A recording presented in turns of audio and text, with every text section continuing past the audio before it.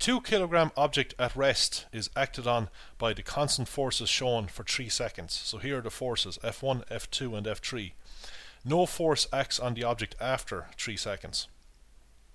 Find A, the resultant force F acting on the object. So we want to get the sum of these 3 vectors. Well, we can sum any 2 of them to begin with. So I'll sum F2 and F3. We can imagine completing a parallelogram by drawing in these 2 lines which are parallel to the vectors F3 and F2. We'll actually get a rectangle here because these vectors are perpendicular to each other. Then we draw in the diagonal of the parallelogram. Vector F2 plus F3 is actually easy to get from this diagram. We can just count these units here. Let's look at the I component. It's actually minus 3i. And the j component is minus 4j. Finally, we add this vector onto vector F1. So we take the tip of this vector and move 4 units to the right, because that's what we have here. We have 4 units here, and then we go up 2 units. So we have 1, 2, 3, 4, and we go up 2 units. So here's the parallelogram formed by these 2 vectors, and of course we draw in the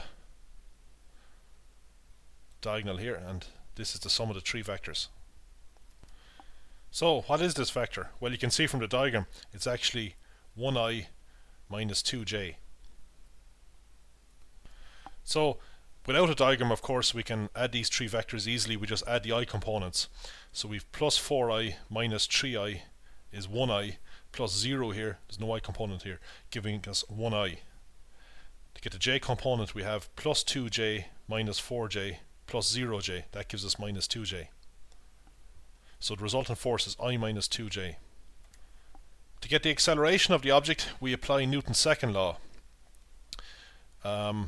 We know that the acceleration of an object, well, the magnitude of the acceleration is the magnitude of the resultant force acting at that instant divided by the mass. So at least we can get the magnitude. So we have to get the magnitude of the resultant force. Well, we could get the magnitude of this vector and divide by the mass. The mass is 2. Or we could start by getting the acceleration vector. So that's actually what I'll do. I'll get the acceleration vector. It's pointing in the same direction as f, but its magnitude will be a bit different. So we take the force and divide by 2. So we're just dividing a vector by a scalar, or multiplying the vector I minus 2j by a half. So we're just scaling this vector here by a factor of a half, actually. So we just have a vector whose magnitude is half the magnitude of this vector here, because m is 2. So here's vector A. Next, we want the speed of the object after 3 seconds. Now, we know that the object was initially at rest, so its initial speed, called u, is 0. What about the magnitude of its acceleration? Okay, we have to get the magnitude of this vector, half a minus j. So that's just from Pythagoras. We square the components of the vector. Well, this is minus 1, but minus 1 squared is the same as plus 1 squared. So we get half squared as a quarter, plus 1 is 1 1/4, which is 5 quarters. The square root of 5 quarters can be written as root 5 over root 4. Root 4 is 2.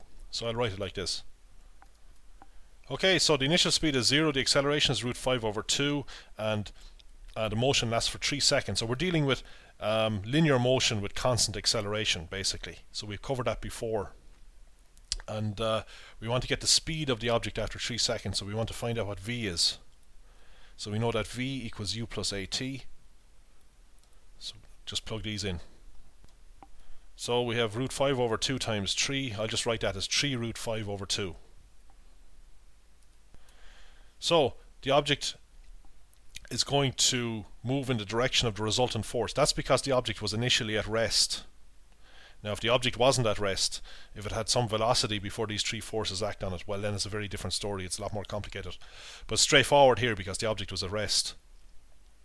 So it accelerates in this direction. So it's going to go down along this line. And this force is going to be acting on it for 3 seconds. So we're dealing with a constant force acting on the object. So that's what we're given here. And that means the acceleration will be a constant.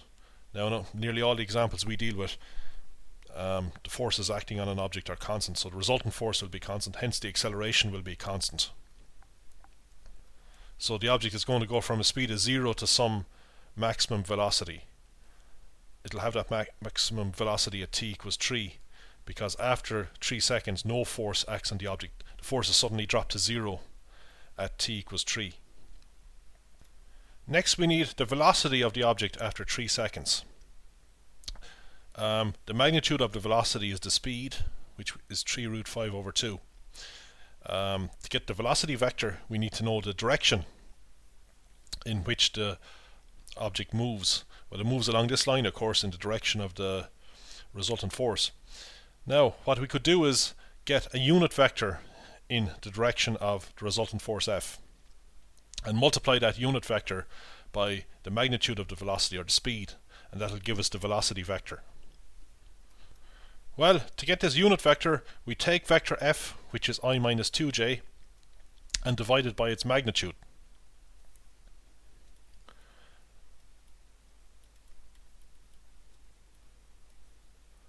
To get the magnitude of a vector, we square the I and j components, sum them and take the square root. So we're going to get 1 squared plus 2 squared. That's 5. So we could write this as 1 over root 5i minus 2 over root 5j. So this here is a unit vector. That means its length is 1. And you can easily check that. If you square this, sum them, take the square root, you'll get 1.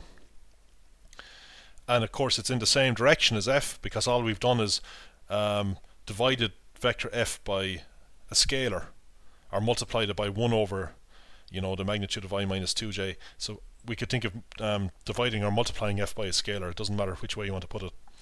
So we're still dealing with a vector in the same direction as f, but its magnitude is 1. So we have a unit vector. I'll try to indicate that here.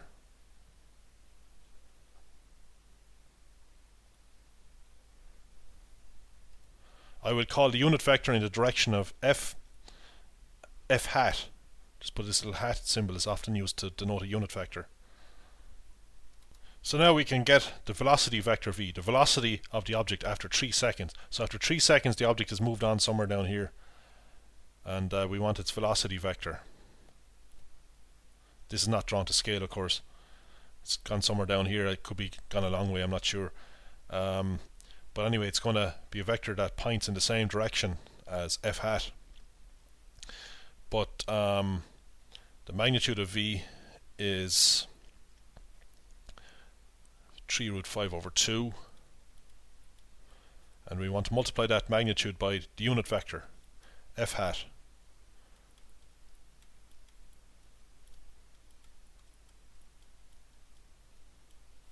So we want to scale this unit vector by this factor here, this scalar, so that we'll get a vector whose magnitude is 3 root 5 over 2. So multiplying in here, you can see the root 5's cancel. 3 root 5 over 2 times 2 over root 5. Get 2's cancelling in there. Anyway, I'll write down the answer. Here we're going to get 3 over 2i, and over here we're going to get minus 3j. Finally, we want to find the velocity of the object after 10 seconds. Now this is actually an easy question, because we know that after 3 seconds no force acts on the object. Well, we know that if no force acts on an object, we can apply Newton's first law or Newton's second law. So here's the resultant force vector. It suddenly becomes 0 after 3 seconds. So whatever velocity the particle had at 3 seconds, it will it'll continue having that velocity. So the particle will continue to have this velocity because no forces are acting on the particle. So the particle will continue on with this velocity forever until a force acts on it. So the particle will move with a constant speed of 3 root 5 over 2 in this direction forever. So if the resultant force is naught, the acceleration is naught. The acceleration is naught, of course, the velocity stays the same. Same as the answer for part D. So I could have said 10 seconds, I could have said 100 seconds, assuming that no forces act on the particle after 3 seconds. The velocity is always this here.